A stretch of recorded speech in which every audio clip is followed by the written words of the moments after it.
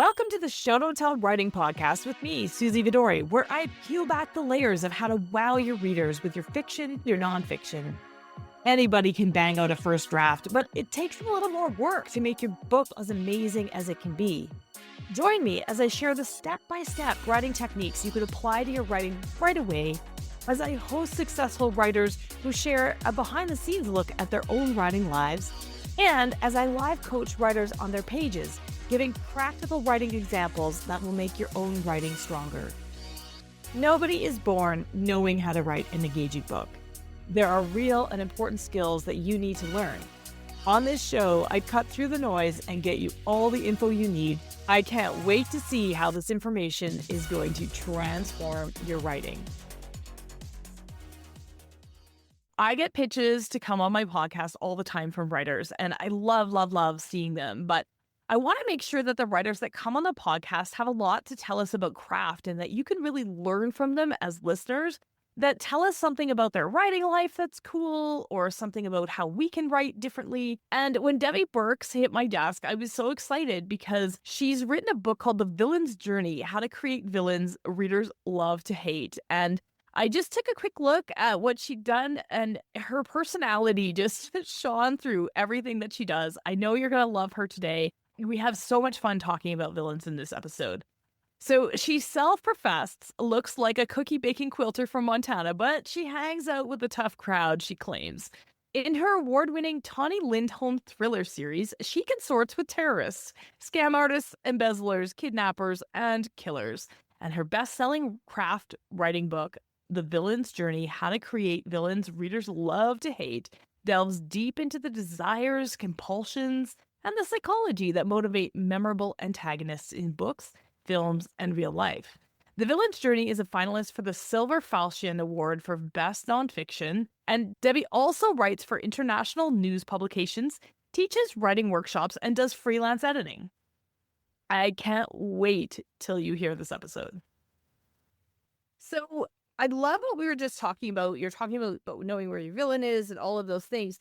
But it ties into something bigger because I talk about this a lot on the podcast as well, where when a writer doesn't know the answers, then everything feels vague. And it's one of these weird things where when I'm looking at a manuscript with a client and I can put in the margin, hey, I don't think you've decided this. Like, I don't think you've decided, what your villain actually, where your villain lives or what they do. And they're like, how do you know that? And it's because everything that ends up on the page is so vague that it's boring and it's not interesting, right? And so you need to know these things.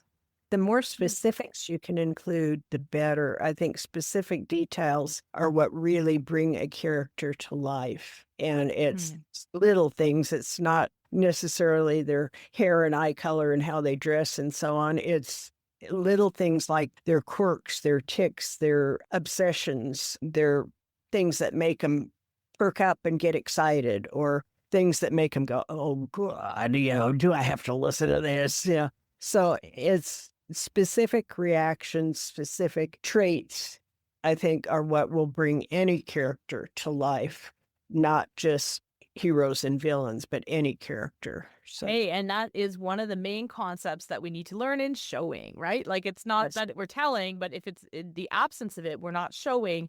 But again, you may know why they're like that and all that. You don't need to tell the reader that. You need to understand it as a writer, because then what comes through is consistency. And what the reader will see is that their actions seem consistent and feel cohesive, and they don't need all of the backstory. I mean, sometimes it might make sense, but, don't feel the need to explain everything, but definitely their quirks and things should make sense in your space, and you should know why they're doing the things that they're doing.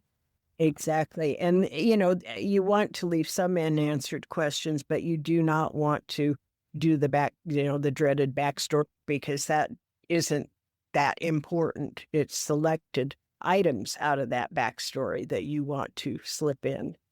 Yeah. Okay. So assuming that we're writing a book that isn't the reverse where the villain becomes the hero, right? What is the role of the villain? Because you've written that the protagonist needs to react to something, right? But I wonder, how do you, because I haven't thought about it this way before, But we often are worried about the protagonist having enough agency so that they're not reacting or just reacting to what's happening, but they are driving the story. So how do you balance that when you flip it and look at the villain in this way? I think the bigger the villain, the bigger the challenge for the protagonist and hero who has to rise to the occasion and dig deeper into their reserves and their strengths that they didn't know they had because they have to somehow vanquish the villain. And so they are drawing on tools that they maybe haven't used before, but they discover about themselves during the process of the story as it unfolds. And I think that the more they learn that they're capable of more than they thought they were, that makes a much more appealing hero. Because, Yeah. well, oh God, I could never do that. But then you see somebody who did, you see somebody who runs into the burning building and drags out the baby and the puppy, and they're the heroes. And you go, how did you do that? Well, they just did it. And that's, I think, Yeah. you know, the hero has to have these untapped sources of strength that they're not aware of, but then they will come out in the challenge as they have to fight the villain.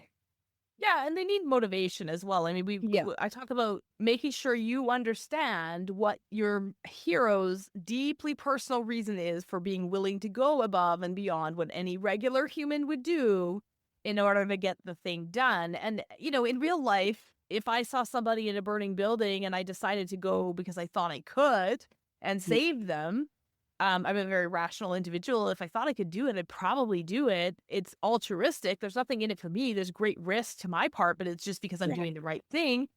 Okay, cool. But you know what? That is the worst kind of hero when they're just doing things because it's the right thing to do. So you need more than that in a book. It doesn't fly. I mean, that's maybe I get a news article about how Suzy saved somebody from a burning building, which I've never done, by the way. Could I? No idea. Luckily, haven't had to make that choice. But yeah, it's just, making sure that they have a actual personal reason and not just out of duty or honor or something, because that makes a really boring hero, by the way. Yeah, I agree and that again, that goes back to the backstory. What were their influences? Who taught them the values that they had? And who was their, I guess, mentor figure? And why are those values important to them?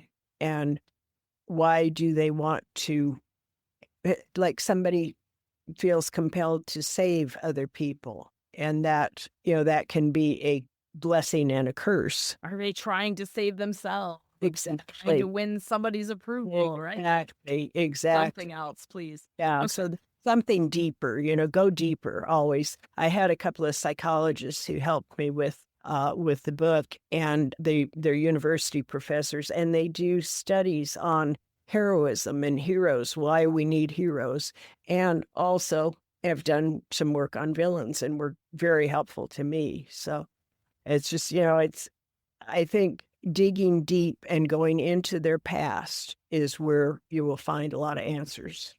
Yeah, amazing. Okay. So, Debbie, what is fun for you personally about writing villains? Oh God, I get to kill people. I get to do all kinds of nasty I'm things. assuming you don't do that in real life, so I'm gonna make that assumption. Yeah, absolutely. It's only on the page, really. I wish the listeners could see your face light up when I ask that question. You're like just so passionate about the villains, and that's what I love about you. Amazing. I think it's another reason villains are fascinating is because they get to do what the rest of us don't. And we kind of have that secret wish, gee, I'd like to do that too. I'd like to try that out. And so I think it's kind of a vicarious way of living out your shadow side. But it's a lot of fun. One of my strong points, according to reviewers, are my villains in my books. And I just have the best time with. Often that's more interesting than writing the hero scenes, or the villain scenes. I love it. It is a different thought process. And so it's, and it's totally unlike me. I mean, I don't even have unpaid parking tickets. I'm the squarest, most boring white bread person you ever met, So, but I think we all have that little, remember the cartoons with the angel on one shoulder and the devil on the other. We all kind of would like to play that devil sometimes. Yeah, I love that. I love that. Okay. Okay. So it's not a mistake then because you love this so much that you write crime fiction, right? And so what role do villains play in suspense, mystery, thriller versus other genres? Because it is a little bit different, right? They are the driving force in suspense crime fiction. They're the ones who kick over the first domino. And, they cause the inciting incident. Yeah. Villains in other genres, I don't know, are you talking about villains or antagonists? That's the question, right? You don't necessarily have a villain in another Right. genre, not necessarily, right? Yeah, and antagonists can take on some villainous characteristics, but they aren't necessarily somebody who's going to go to prison. It can be the emperor of the homeowners association who fines you for planting the wrong color of petunias. Emperor, I love. That is villain. That. But they're never going to go to prison for that. They're never even going to get yelled at for that, except by the hero. So. But again, that goes back to you as the writer get to decide who is a hero and who is a villain, right? Exactly. And so it doesn't have to look like a classic Maleficent or something is what I think of. Let's talk about the types or flavors of villains. We're not going to be able to go through all 31 flavors or whatever the Baskin Robbins is right there, but can you talk about a couple just to whet our appetite? And of course, listeners, go pick up the book, read the rest, but just tell us a little bit about how you came up with these flavors. Why do you call them flavors? And maybe name a couple. I guess just because they're so tasty. It's just fun. And I have the comic villain. Think of Danny DeVito in some of his roles, where he's been the bad guy, but he's so darn cute and funny, you can't hate him. Yeah, and so I like comic villains a lot. They're fun. I like the kind of avenging angel villain who has a cause that they are trying to put forward and make the world a better place. And unfortunately, that usually means wiping out a whole race of people or a whole religion or these causes that they have. I love female villains. They're a blast.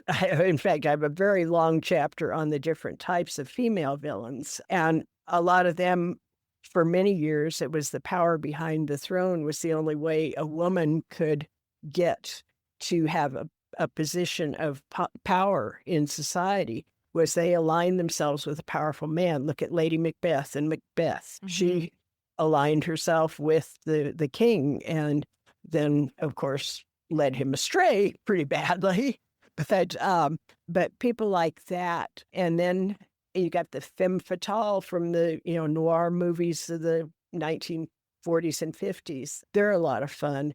And that has translated forward into more the basic instinct, Sharon Stone type character where she's smarter than everybody else and she's getting away with it. And and she's having a ball doing it. She's just having a blast. But then another type of villain are the ones with antisocial personality disorders, and that'll be narcissists, psychopaths, and sociopaths. And the difference between them is often conscience and how much conscience they have.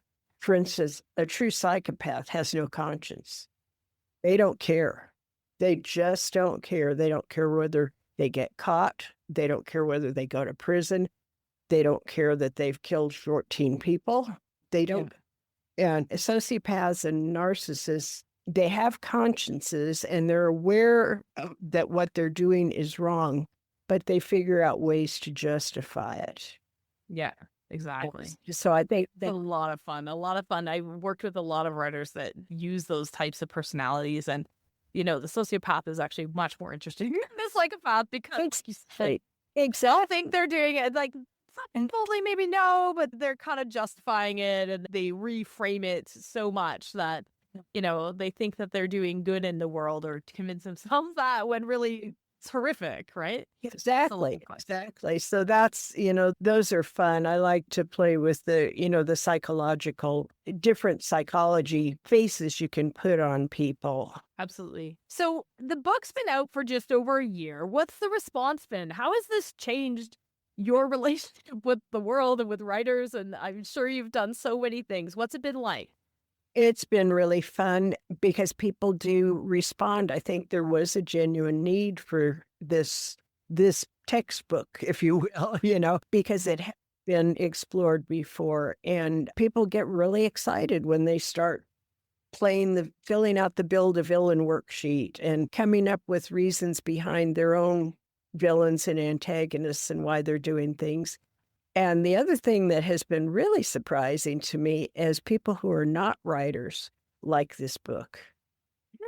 Interesting. Like readers probably are fascinated by it. Yeah. Exactly. I have readers who, are voracious readers, would never write anything, but they like to see the inner workings of the villain characters that they are interested. So you don't even have to be a writer, and people have just been very, very enthusiastic and very, very fun. It's just been a lot of fun because I think we have that little shadow side and that little devil on our shoulder, and this kind of gives people the opportunity to play with it.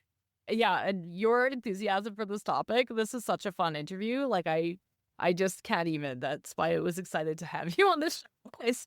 So much. We've reached the quick fire portion of our recording.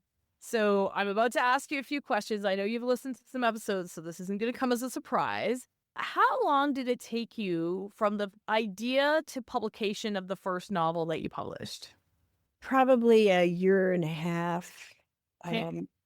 But I had written a whole bunch of trunk novels before that. There you go. Yeah. I'm embarrassed to tell you that I wrote probably a dozen novels before that didn't fly. Yeah, right. And maybe you'll pull them out and know what's wrong with them now, or maybe not. We change as writers. I have a book like that was on a revise and resubmit in 2020, and I didn't end up doing it for a lot of reasons. 2020 was a weird year in YA fantasy. And also, I didn't really want to do what they wanted me to do. Didn't do it. And then now I'm like, well, I have this book that's in pretty good shape. It was on submission at that time, and we pulled it because, YA fantasy wasn't flying. All the bookstores were closed. It's like a hugely print medium thing, so they weren't getting bought, and there was a bit of a glut. And the market's changed so much, and I'm like, should I pull that old book out and see what I could do with it? And I'm like, I don't know. It's hard, right? So I can totally relate. If you're still interested in it, and well, I'd have to find a new angle. I think I'd have to find a new way in to be fun for me at this moment in my career. But when you've had this much time away from it, you may be able to easily look at it with a new angle and spot a new angle that you had never thought of before. Yeah, it's tough when you're a running instructor, and you're going to find this too, Debbie, as you keep going and teaching.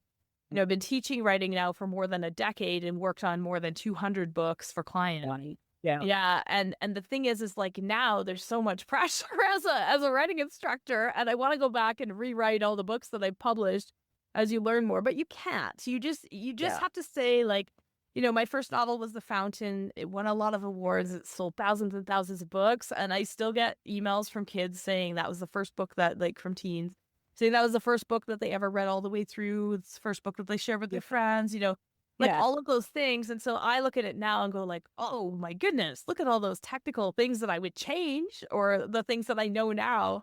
It doesn't matter. It doesn't matter. If something was good about it. Yeah. If you touch readers the way you obviously did with that book, that's the value right there. You don't have to go in and rearrange commas. Exactly. Okay. So what was your first big break in terms of where you were like, okay, this is real, I'm going to get published? Maybe you've already answered it already with covering your villains were hiding, right? Yeah. that was the first book that I submitted to the contest that won, and it was called Instrument of the Devil, and that was picked up and became a bestseller, and won some awards, and then as life will do to you, you think you're on that trajectory, just going straight to the top of the mountain, and they decided to close their doors. Yeah, it happens, right? Publishing is such a fickle place these days. Exactly. Exactly. Yeah. That was my big break that I guess proved to me, okay, I can write a book that somebody is willing to buy. Yeah. And that was the affirmation that I knew I could write, but that was enough of an affirmation that I thought, okay, now I can do this and get away with it. Call myself an author, not a pretender. I love it. Okay. What is your best advice for those writers listening out there to the podcast today who want to tackle writing a book with a really awesome villain in it? Boy, get inside their head, develop their background, build them from the ground up, and come up with the things that are the really serious wounds that shape them and make their worldview a particularly skewed one. And that, I think, if you can get into their deepest pain, their deepest fear, that's another thing. What is the villain's deepest fear? What are they most afraid of? What would just destroy them if the world found out that they were afraid of this? That's another thing that I think is really important when you're developing a villain. Yeah. Amazing advice. Thank you so much. Okay. Where can all the listeners find you, your books? We'll drop all the links in the show notes, but just tell us where we can find you. Well, I'm in all the usual places, Amazon, Barnes & Noble, Kobo, the regular marketplaces. And I have a website, debbieburkewriter.com, that they can find me on. And I have a Substack also that I've just recently started. And so that one isn't too well established. But I've also been a contributor at the Kill Zone for many years now. And so my posts, are in the Kill Zone archives. Okay, so you can get in on the ground floor. Go follow Debbie's Substack and see what she's doing and give her some feedback. Give her a little bit of love and support. Help her get found over there because that's the newest one, right? Thank you. That's, so marketing is my downfall. That is, I just have a terrible time doing it. Okay, just as an added bonus on this episode, I will say that Debbie Burke, you contacted me cold, and I get a lot of pitches for the podcast. I've shared this with you personally, but I get a lot of pitches for the podcast. And many people don't do their research and don't understand that we actually talk about behind the scenes, and we talk about topics and writing things and writing life. And we want the skinny, we want the behind the scenes. Right. You understood that, and your submission stood out. And often I wish I could bring everybody on the podcast that wants to, but if you're sending out a generic, come and interview me about my book, where I, as the host, have to do all of the work in learning about your book, I'm not really that, that's not what we're about here at the podcast. So yeah, Right. So you're thinking, but anyway, so you say that marketing is your downfall, and yet I thought you were really good at it, and you're here as a consequence. So I'm excited to have you in my world. Go find Debbie, and thank you so much for being here today.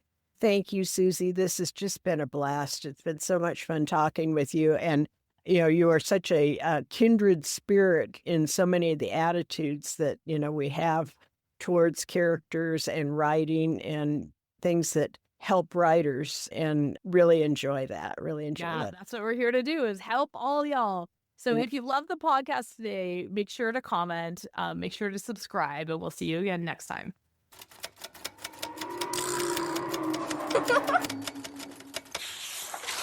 Thanks for tuning in to the Show Don't Tell Writing Podcast with me, Suzy Vidori. It is my absolute honor to bring you the straight goods for that book you're writing, or the book that you're planning to write.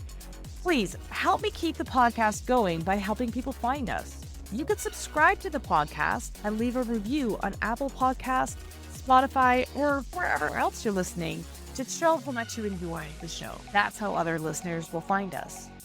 Also, visit suzyvidori.com/newsletter to hop on my weekly inspired writing newsletter list, where you'll stay inspired and be the first to know about all the upcoming training events and writing courses that happen in my community. Want my eyes on your writing? Submit a page of your current draft for a chance to come on the podcast at the link in the show notes. I'd love to chat with you about your writing in my always positive, incredibly supportive way so that you can make great strides towards your writing goals. I'm here to cheer you on. Remember, that book you're writing is going to open doors that you haven't even thought of yet, and I can't wait to help you make that it the absolute best it can be. See you again right here next week.